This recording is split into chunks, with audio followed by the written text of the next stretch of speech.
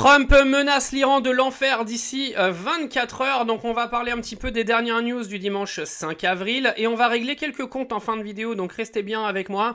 Donc premièrement, il y a un ultimatum jusqu'à demain soir lancé par Donald Trump qui est venu expliquer que si le détroit d'Ormuz n'était pas réouvert d'ici lundi soir, il ferait subir l'enfer à l'Iran. Israël a également dit qu'ils attendaient en gros la validation des États-Unis pour aller taper sur tout ce qui est énergétique, donc en Iran, donc toujours Israël, toujours là au bon endroit en attendant le bon moment, naturellement, pour foutre la merde, ils sont toujours là.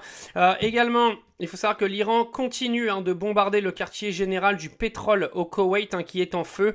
Le Koweït annonce que c'est tous les jours non-stop que l'Iran bombarde le quartier général du pétrole là-bas. Donc pour ceux qui ne savent pas pourquoi le Koweït, tout simplement parce que le gouvernement du Koweït est clairement pro-Israël et aujourd'hui ça passe pas du tout du côté de l'Iran, donc le Koweït est vraiment la cible numéro 1 aujourd'hui des Iraniens.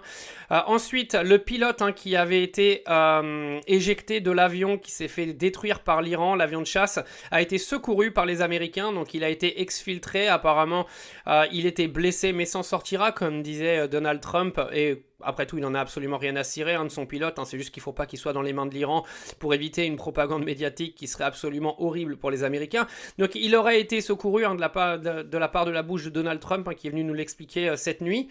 Au niveau des autres infos...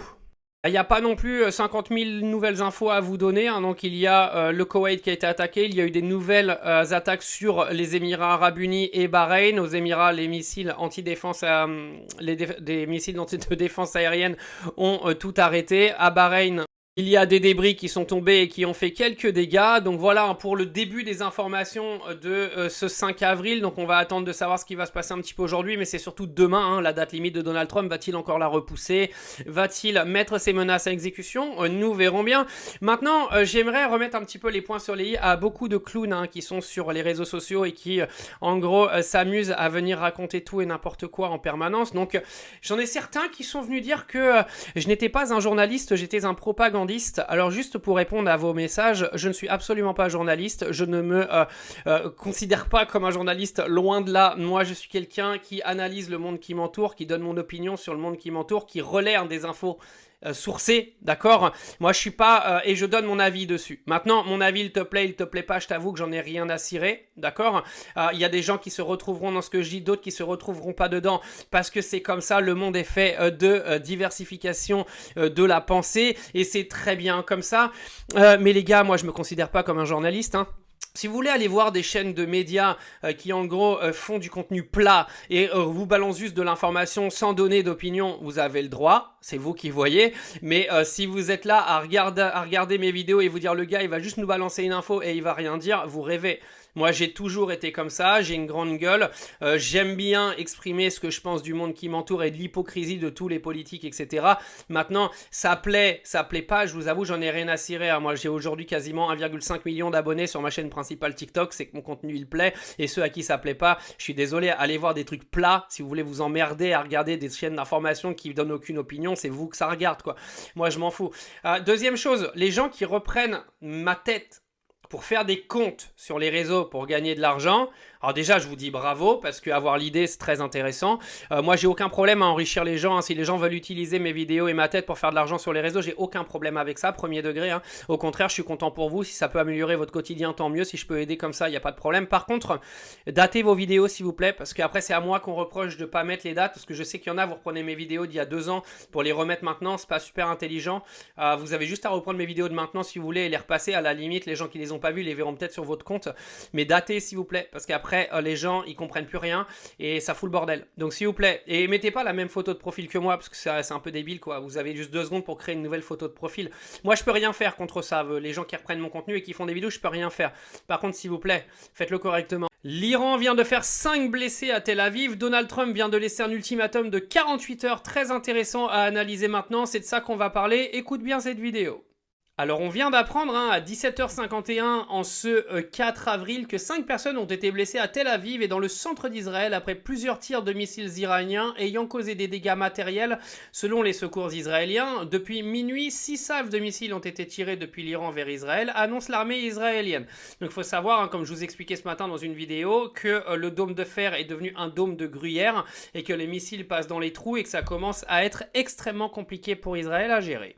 Donald Trump a fait une sortie plutôt intéressante aujourd'hui, je vais vous la lire. Rappelez-vous, quand j'ai donné 10 jours à l'Iran pour conclure un accord ou rouvrir le détroit d'Ormuz, le délai est bientôt écoulé. Il reste 48 heures avant que l'enfer ne se déchaîne sur eux. Donc ça, c'est une déclaration de Donald Trump sur son réseau social. Donc c'est quand même assez intéressant car Donald Trump nous a expliqué sur les derniers jours que le détroit d'Ormuz, il n'en avait rien à cirer et que si les Européens voulaient aller le réouvrir, ils pouvaient aller le réouvrir.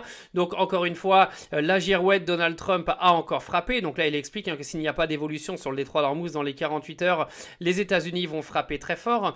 Mais le timing vient du fait clairement qu'aujourd'hui un soldat américain est perdu sur le territoire iranien, tout le monde le cherche, et les États-Unis veulent mettre un énorme coup de pression. Non, parce que je vous laisse imaginer le drame politique si jamais l'Iran s'empare du soldat américain qui est sur son territoire.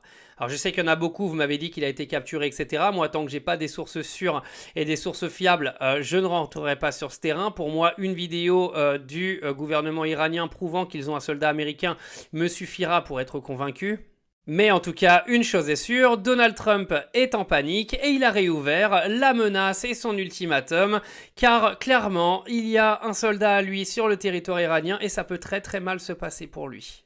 Puis c'est un petit peu bizarre parce qu'il nous fait ses déclarations d'ultimatum tous les samedis. Alors je sais pas ce que Donald Trump a avec le samedi, peut-être que c'est le début du week-end, il s'ennuie peut-être, je sais pas, mais il donne toujours des ultimatums de 48 heures le samedi lui.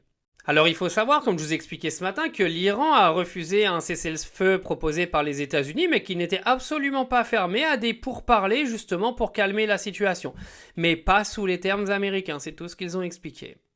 Faut savoir que ce cessez-le-feu est négocié aujourd'hui par le Pakistan, qui joue une sorte de rôle de médiateur dans tout ça. Donc là, vous avez le porte-parole du ministère pakistanais des Affaires étrangères qui affirme que les efforts de son gouvernement pour négocier un cessez-le-feu sont sur la bonne voie. Donc apparemment, l'Iran est ouvert à des pourparlers. Maintenant, encore une fois, comme je vous le disais, ça dépendra des termes.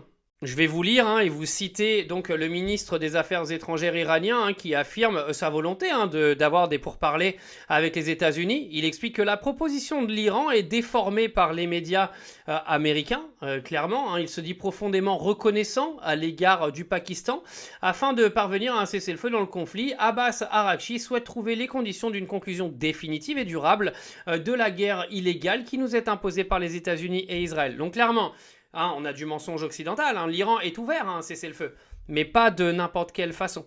Comme l'Iran a aujourd'hui un énorme avantage dans cette guerre, il faudra que ce cessez-le-feu il soit également négocié avec les termes de l'Iran, vu que c'est eux qui se défendent et que ce ne sont pas les agresseurs, clairement.